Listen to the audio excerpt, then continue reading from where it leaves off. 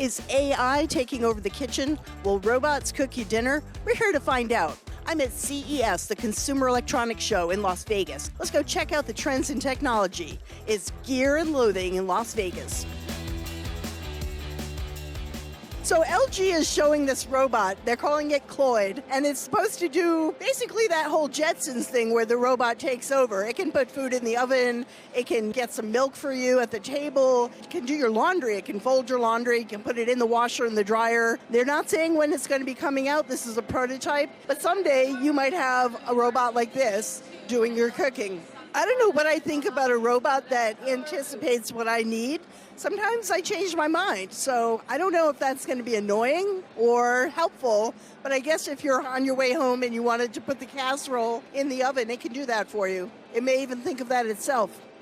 We have tested indoor plant growing systems in the past. This one has some nice innovations. It's from InstaFarm, and it uses a little robot and smart technology to water them and grow them for you. It's grown in soil in these little compostable trays or organic seeds. They claim that that makes better flavor and it keeps all the nutrients in the plants. All you need to do is fill this tank, which is attached magnetically, so you just pull it out, fill it with water, plain water, nothing in it, and it just waters itself. This is retailing now for about $300, they say. The little compostable organic seed trays with soil already prepared and ready to go are about $2 to $3.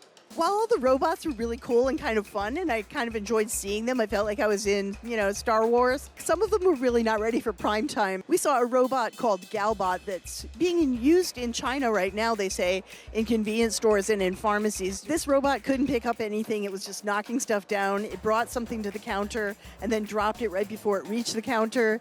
This one's working. Those two are kind of tired down there. They're on strike. I'm not sure if they're dead or just resting. Okay, I don't know. This dancing robot looks like a dork. What can I say? Hi, I'm here with Mike Wolf. He's the founder of The Spoon, which is a site that follows food tech and innovation. What are some of the biggest trends that you're seeing? Well, there's no doubt that we're seeing a whole bunch of AI and robotics across every specific industry, whether that's in the kitchen, whether that's on the farm, or in our work lives. And I think we're going to see more and more of that in the future.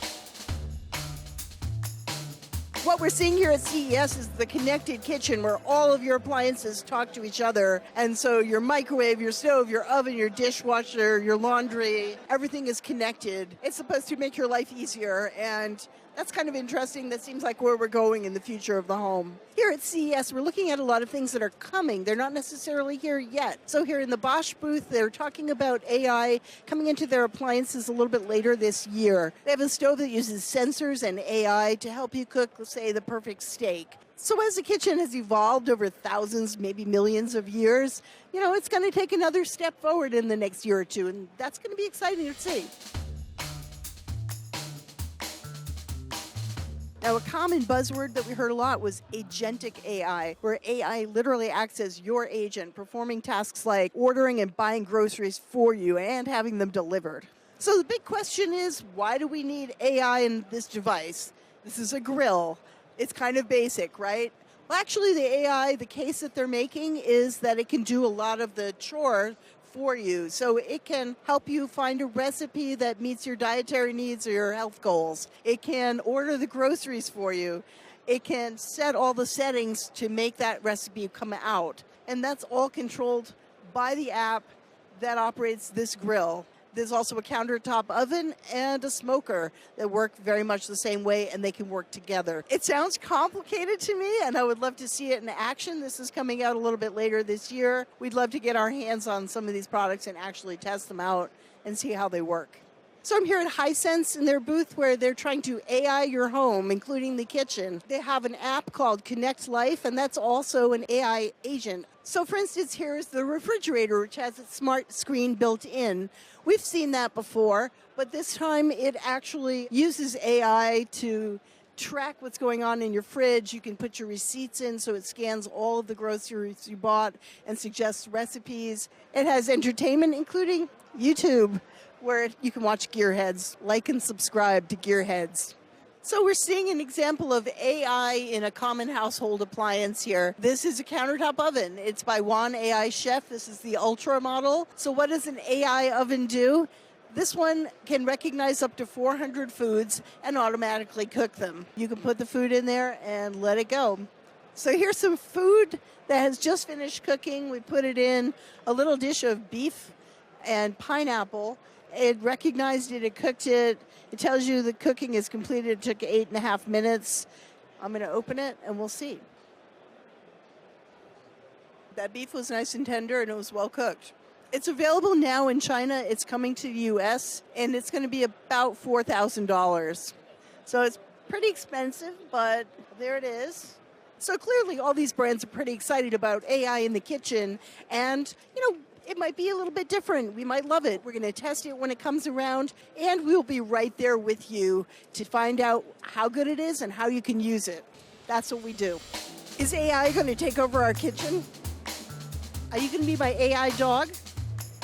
So one trend that we're seeing here at CES is appliances that work together. So sometimes it's AI that's designed to be connecting them and make them work together. Other times it's an app. Sometimes it can be simple as combining two appliances you already have, like a refrigerator and a soda stream.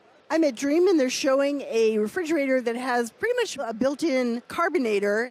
It's good and it sure is handy not having to go to a different appliance to have it come right out of my fridge. The Wireless Power Consortium is promising that the kitchen of the future means that you don't need an individual plug and cord for every appliance. They have a transmitter that they can build into a base like this or right under your countertop so that any appliance that has the receiver built in will be able to be placed right on that countertop and run without any cord, any plug-in necessary. So all that will be part of the past. And if you've ever been annoyed by trying to find a plug behind the toaster or, run your blender or anything like that, that will be a thing of the past. It also powers up to 2.2 kilowatts. So the appliances can be very powerful. It's not a weak power system. This standard was just approved last summer, and we may start to see this come along to your kitchen in the next couple of years. We're here at Drio, and this is an air fryer that has AI in it. There's an app. It also has a probe, so it can monitor the temperature of the food. It has a little water tank on top, so you can add steam to keep things juicy and not dry out. We have said that you can put a little water in the bottom of your regular air fryer. It also works the same way. So basically, it does a lot of the monitoring of the food and giving you a more reliable outcome. So the chef here at the Drio booth is cooking a steak for us to try. We're seeing a lot of appliances that are, everyday appliances like air fryers, including some AI. How do you see that taking over the kitchen, or do you see it taking over the kitchen? Well, I think there's always going to be a human component, right? So I did the seasoning, so that's what's going to make it taste good, at least in part. So it's a partner, it's not taking over for the chef. The machines will not take my job. We saw technology that promises to come to our aid in the kitchen with assistive or adaptive applications. So we're at Emerson today, where they're showing a range of home appliances, countertop appliances like pizza ovens, air fryers, slow cookers. Then the twist is you don't have to talk to Alexa or Google Home or anybody else. You can talk directly to that appliance, turn it on, adjust it, or do anything. And the nice part is you can also do the controls right on the front like a normal appliance. But being able to talk to it is great when your hands are full and maybe you want to add an hour to your slow cooker time. Seems like a good idea, and there's nothing between you and that appliance except your voice. Hey, air fryer. Welcome back. Set temperature to 400. Setting temperature to 400 degrees. So it's pretty cool. It's not using Alexa. It doesn't use an app. There's no Wi-Fi. You just talk to this thing directly, and it does what you want. So another reason you might want an appliance you can talk to is maybe for someone with, mobility issues or needing some assisted technology where you don't have to be there. You maybe don't have use of your hands or the precision of hitting those little buttons. It's really nice to be able to just talk to it. The number one cause of fires in the home is unattended cooking, and that's according to the National Fire Protection Association. iGuard Home is using technology to combat that problem. The iGuard Home is this device, and what it does is uses radar because it's very accurate, and it bounces off to see if someone is standing in front of the stove. If it doesn't detect someone within 20 minutes, it shuts down the stove. It can also be set so that it won't go off if you're simmering something for a period of time, like 2 hours. So this device is designed to work with both gas and electric stoves. Depending on what you have, you can get the proper attachment, and it will keep an eye on the stove even if you're not. As someone who has a child with food allergies, I'm really sensitive to allergens in food, in restaurants, and other places. And this promises to use technology to help detect allergens. How does it work? So it's a technology that we developed for 10 years.